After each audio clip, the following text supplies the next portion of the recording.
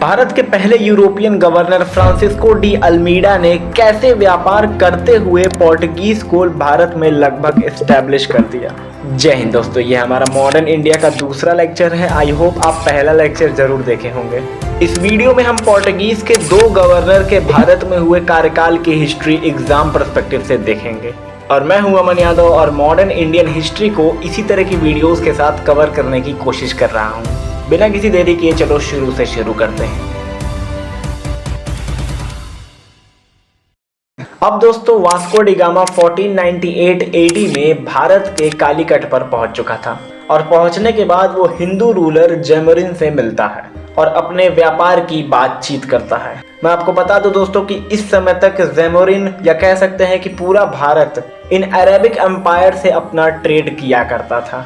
लेकिन Vasco D gamma कुछ मसाले खरीदता है और वापस चल जाता है पोर्टुगल। और दोस्तों, जब ये अपने मसाले बेचता है तो जो वहाँ के मार्केट में मसाले बिक रहे थे उनसे 10 गुना कम के दाम पर इसके मसाले बिकते हैं, जिस कारण जो पोर्टुगीज की सरकार थी, या कह सकते हैं जो राजा था, उसने वास्को डी गामा को काफी धन दौलत दिया और उसने कालीकट में एक फैक्ट्री इस्टेब्लिश करने के लिए Portuguese trader Pedro Alvarez Cabral को भेजा जैमोरिन से बातचीत करने के लिए। मैं आपको बता दूं दोस्तों, यहाँ पर फैक्ट्री का मतलब कोई कारखाना नहीं था, बल्कि एक ऐसा वेयरहाउस था जहाँ पर ये जो व्यापार के सामान थे, जैसे मसाले हो गए, ये आकर इकट्ठा होते थे, फिर वहां से नाव पे जाते थे।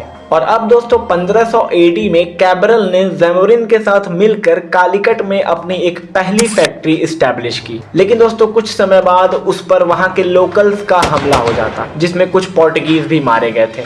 लेकिन दोस्तों पोर्टुगीज बदले में पूरे कालीकट पर अपने शिप्स द्वारा बॉम्बिंग करा देते हैं। साथ ही अरब के जितने भी ट्रेडर्स थे उनके जहाज पोर्टुगीज द्वारा हाईजैक कर लिए जाते हैं, क्योंकि कुछ हिस्टोरियंस का ये भी मानना है कि ये अटैक अरब के ट्रेडर्स द्वारा कराया गया था। अब दोस्तों जैमोरिन सोचता है कि मेरा अरब से इतना अच्छा खासा व्यापार चल रहा था, ये पोर्टुगीज आकर इतना बवाल क्यों कर रहे हैं। लेकिन दोस्तों पोर्टुगीज अपने फेवर में जैमोरिन के साथ कई ट्रीटीज साइन करते हैं और अपना व्यापार शुरू करते हैं। अब दोस्तों भारत और पोर्टुगीज के बीच जो व्यापार होता है उससे अरब वालों को तो दिक्कत होती थी, साथ ही वेनिस और जिनोवा वालों को भी होती थी। कारण ये था कि ये लोग अभी तक भारत नहीं पहुंच पाए थे और जो पहुंच गए थे वो व्यापार नहीं कर पा रहे थे। और इधर पोर्टुगीज अपना ट्रेड में बढ़िया पकड़ बना रहे थे, जिसको देखते हुए वेनिस ने पोर्टुगीज को रोकने के लिए इजिप्ट के ममलुक सल्तनत के साथ डिस्कशन किया। लेकिन दोस्तों वास्को डी गामा को इसकी खबर लग जाती है और 1501 ईस्वी में वो दोबारा भारत आता है और जैमोरिन से अरब के व्यापार को बंद करने की बात करता है। लेकिन जैमोरिन उसे ये कहते हुए मना करता है कि इनसे हम बहुत पुराने समय से व्यापार करते आए हैं। और अब दोस्तों वास्को डी गामा ने उन सारे जहाजों पर अटैक करना शुरू कर दिया जो अरब से भारत आती थी व्यापार करने के लिए। और दोस्तों अगर आप अरब की जियोग्राफी नोटिस करेंगे तो वहाँ पेड़ काफी कम होता है, तो वो पोर्टुगीज के मुकाबले में ज्यादा जहाज नहीं बना पाते थे, जिस कारण उनका भारत से व्यापार बंद हो जाता है। और दोस्तों इस समय तक पोर्टुगीज के इम्पोर्टेंट ट्रेड सेंटर बन चुके थे कालीकट, कन्नौर और कोचिन। और इस व्यापारिक कोठियों को सिक्योर करने के लिए पोर्टुगीज ने वहां बगल में किले भी बनवाए थे। और अब दोस्तों इन सभी कोठियों और किलों को संभालने के लिए पोर्टुगीज किंग ने फ्रांसिस्को डी अल्मीडा को भारत का पहला यूरोपियन गवर्नर अपॉइंट किया। मैं आपको बता दूं दोस्तों कि ये सब कुछ पोर्टुगीज किंग के अंडर में हो रहा था, ना कि किसी कंपनी के। काफी लोगों को यहाँ पे कंफ्यूजन आता है। और तो दोस्तों पोर्टुगीज रूलर ने अपने गवर्नर्स को मिलिट्री फोर्स के साथ अटैक करने की पावर भी दी। और दोस्तों पोर्टुगीज जब ये पावर पाते हैं तो उन्होंने अरब के कई बंदरगाहों पर हमला किया, जैसे जेद्दा, मक्का, मुस्कात, कलहत पर। साथ ही कई मस्जिदों को भी जला दिया गया।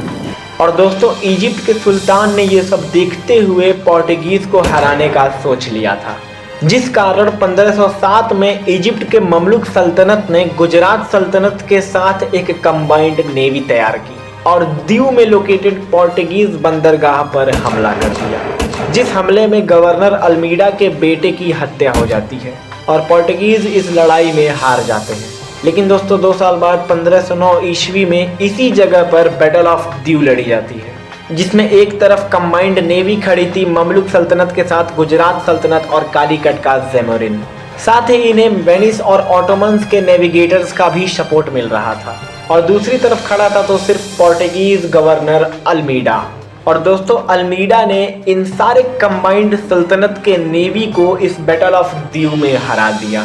और एक तरफ से कह सकते हैं दोस्तों कि इस लड़ाई के बाद पोर्टुगीज अच्छे खासे पैमाने पे इस्टेब्लिश हो गए हैं भारत में। और अब दोस्तों अल्मीडा ने ब्लू वाटर पॉलिसी यानी कर्टाज सिस्टम की शुरुआत की, जिसमें इसका विजन ये था कि पूरे इंडियन ओशियन पर अपना कंट्रोल बनाना है, जिसके लिए इन्हें काफी ज्यादा बंदरगाहों की जरूरत थी, जो कि ये लोग भारत में बनाना शुरू कर दिए थे। साथ ही दोस्तों बंदरगाह बढ़ने से इनका व्यापार भी बढ़ेगा, जिससे पोर्टुगल की इकोनॉमी तेजी से ऊपर जाएगी। लेकिन दोस्तों 1509 के एंड में पोर्टुगीज ने अपने सेकंड गवर्नर को अपॉइंट किया भारत में, जिसका नाम अल्फांसो डी अल्बुकर्क था।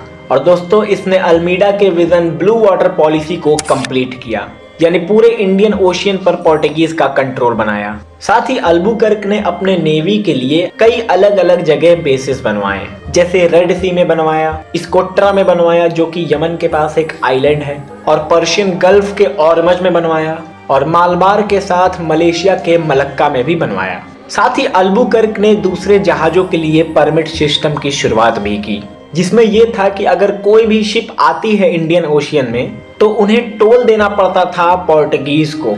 साथ ही इसने मेजर शिप बिल्डिंग सेंटर्स पर अपना कंट्रोल पाया। अब दोस्तों 1510 एडी में अल्बुकर्क ने बीजापुर के सुल्तान से गोवा को प्राप्त कर लिया, यानी गोवा की पूरी टेरिटरी अब अल्बुकर्क के अंडर में थी। और दोस्तों इसने अपने ट्रेडर्स से कहा कि गोवा की जो जनता है उनसे शादी करो और यहीं पे बस जाओ। साथ ही ये लोग वहाँ के लोकल बिजनेस में भी इंक्लूड हो चुके थे, जैसे इन्होंने वहाँ पर रस्सी बनाने की फैक्ट्री स्टैब्लिश की और टोबैको, केशवनट, कोकोनट की खेती भी कराई। मैं आपको बता दूं दोस्तों कि टोबैको इससे पहले भारत में नहीं आया था। साथ ही इन्होंने गोवा में कई रोड्स बनवाए और चर्च बनवाए। और पोर्टुगीज ही सबसे पहले सती प्रथा को एबॉलिश करते हैं, जहां तक इनका टेरिटरी था।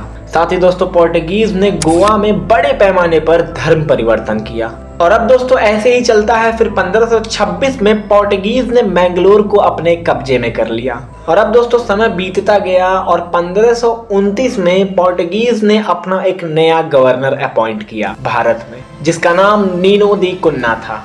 और दोस्तों इससे आगे की हिस्ट्री में नेक्स्ट लेक्चर में बताऊंगा। लेक्चर समझ आ रहा होगा तो कमेंट जरूर करना। और दोस्तों इस वीडियो के नोट्स का PDF आपको डिस्क्रिप्शन में मिल जाएगा। मिलते हैं नेक्स्ट लेक्चर में। जय हिंद, जय भारत।